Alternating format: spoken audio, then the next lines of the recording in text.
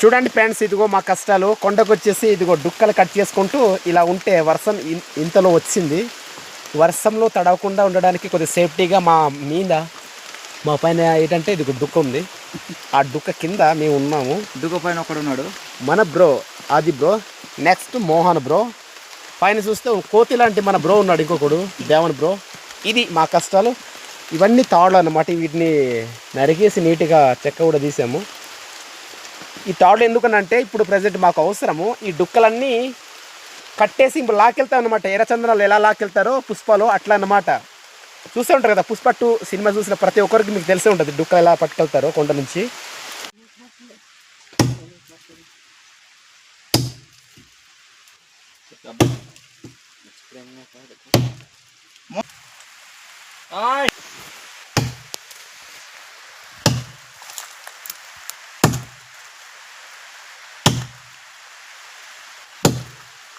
So ఇంతే video.